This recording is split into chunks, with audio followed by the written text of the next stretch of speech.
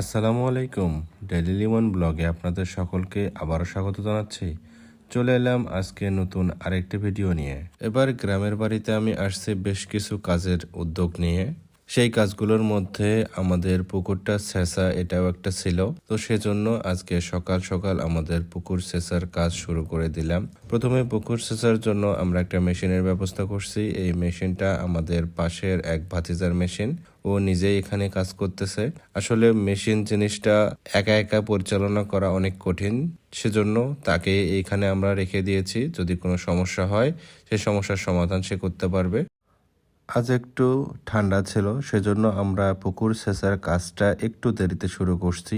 তারপরেও ঠান্ডা পড়েছে, যেহেতু শীতকাল, ঠান্ডা তো একটু পড়বেই। এই ঠান্ডার মাঝেই সবুজ ভাই কাজ করতেছে। আসলে আমার এই পুকুরটা একটা ছিল, আর একটা পাশ জমি ছিল। তো পাশের জমিটা বাড়ি করার কাজে মাটি তোলার কারণে একটা সময় গর্ত হয়ে যায় এবং পরবর্তীতে আমরা মাঝখানের পাড়টা কেটে দুটা পুকুর একসঙ্গে করি। সেজন্য পুকুরের মাঝখানের যে জায়গাটা দেখতে পাচ্ছেন, এই জায়গাটা একটু চিকন।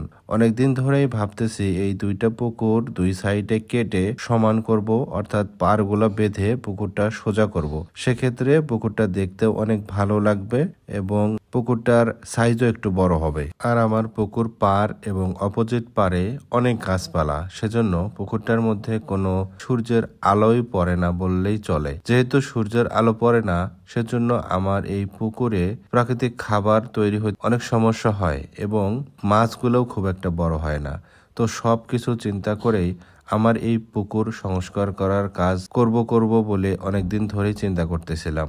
তো সেই সূত্র ধরে আজকে আমাদের এই পুকুরটা পানিগুলো সব তুলে ফেলে মাছগুলো ধরে নেব এবং পরবর্তীতে এই পুকুরটা খুঁড়ে সংস্কার করব। যেহেতু দুই পাশে গাছ আছে, তো দুই পাশের গাছ তো আমি কেটে ফেলতে পারবো না, যেহেতু অপোজিট পাশে মানুষের গাছ, ওগুলো বললেও কাটবে না। সো এক পাশে গাছগুলো আমি কেটে ফেলবো, অর্থাৎ আমার পুকুর পাড়ে যে গাছগুলো আছে এগুলো সব কেটে ফেলবো, যাতে পুকুরের মধ্যে সূর্যের আলো পড়ে। দেখুন, দেখতে দেখতে আমাদের পুকুরের উঁচু সাইডের পানিগুলো একবারে শুকায় গেছে এবং ওই সাইডের মাছগুলো সবুজ ভাইরা ধরে নিচ্ছে। এই অংশটা হচ্ছে পুকুরের নিচু সাইড, মানে এই অংশটাই আসলে মূল পুকুর ছিল, আর ওই পাশটা আমরা এই পুকুরের সাথে সংযুক্ত করেছিলাম। তো এই পাশে কিছু পানি আছে, এখনো পানিগুলো শুকায় নাই এবং মাছগুলো নড়াচড়া করতেছে। আসলে আগেই বলেছিলাম আমাদের এই পুকুরে মাছ খুব একটা বড় হয় না, কারণ আসলে মাছ বড় হওয়ার যে পরিবেশ, সেই পরিবেশটাই এই পুকুরে ছিল না। তো সেটাই চেষ্টা করতেছি যে মাছ যাতে বড় হয় সেই পরিবেশটা তৈরি করা, সেজন্যই এই পুকুরের সংস্কারের কাজে হাত দেয়া। গ্রামে আসার পর আমি একটু অসুস্থ হয়ে পড়েছিলাম, যদিও বা এখন ধান কাটার সিজন। চতুর্পাশে ধুলাবালি আর আমার একটু অ্যাজমার সমস্যা, সেজন্য একটু শ্বাসকষ্ট, ঠান্ডার জনিত সমস্যার মধ্যে পড়েছিলাম। তো আমি প্রথম অবস্থায় পুকুরে নামতে চাইনি। পরবর্তীতে মনে হলো যে না, সবাই অনেক আনন্দ করে মাছ ধরতেছে, আমিও একটু ধরি। সেজন্যই চিন্তা করলাম যে না, আমিও একটু নামবো। পরবর্তীতে আমিও পুকুরে নামলাম এবং মাছ ধরা শুরু করলাম। যদিও পুকুরে অনেক কাদা ছিল, বারবার আমি কাদার মধ্যে ডুবে যাচ্ছিলাম আর সবাই আমাকে টেনে টেনে তুলতেছিল।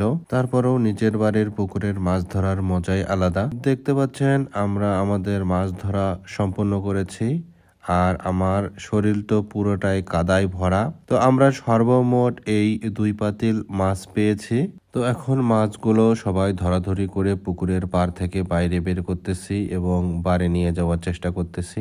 আগে বলেছিলাম আমাদের এই পুকুরে মাছ খুব একটা বড় হয় না, কিন্তু তারপরেও সরপুঁটি, তেলাপিয়া, কালবাউস জাতীয় যে মাছগুলো ছিল সেই মাছগুলো আলহামদুলিল্লাহ মোটামুটি অনেক বড় হয়েছিল। তো এই তো দেখতে পাচ্ছেন আমরা আমাদের মাছগুলো বাড়ির দিকে নিয়ে যাচ্ছি এবং আশেপাশে অনেক উৎসুক মানুষ ছিল। আমরা মোটামুটি সকলকে বলে রেখেছিলাম যে আমাদের পুকুরে যে মাছগুলো থাকবে সেখান থেকে কিছু মাছ আমরা রেখে দেব এবং বাকি মাছগুলো সব বিক্রি করব। মূলত সেজন্য সবাই আসছে, যেহেতু এলাকার পুকুরের মাছ খেতে অনেক স্বাদ লাগবে, সেজন্য সবাই আসছে। আর গ্রাম অঞ্চলে এইরকম পুকুর সেচলে মানুষ পুকুরের পাড় থেকেই সব মাছ নিয়ে যায়, অর্থাৎ বাজারে নিয়ে যেতে হয় না, পুকুরের পাড় থেকে সব মাছ বিক্রি হয়ে যায়। মাছগুলো পুকুর পাড় থেকে বাড়িতে নিয়ে এসে একটু ধুয়ে নিলাম, কারণ মাছগুলোতে প্রচুর পরিমাণ কাদা ছিল। সেজন্যই খুব ভালো করে মাছগুলোকে ধুয়ে একটা পাটিতে বিছিয়ে প্রত্যেকটা মাছ আলাদা করলাম যাতে আমাদের মাছগুলো বিক্রি করতে এবং দাম নির্ধারণ করতে সুবিধা হয়। এবং আলহামদুলিল্লাহ আমাদের সবগুলো মাছে খুব দ্রুত সময়ের মধ্যে বিক্রি হয়ে গিয়েছিল। তো আজকের ভিডিওটি এখানে শেষ করতেছি। সবাই ভালো থাকবেন, সুস্থ থাকবেন, আমাদের জন্য দোয়া করবেন। আল্লাহ হাফেজ।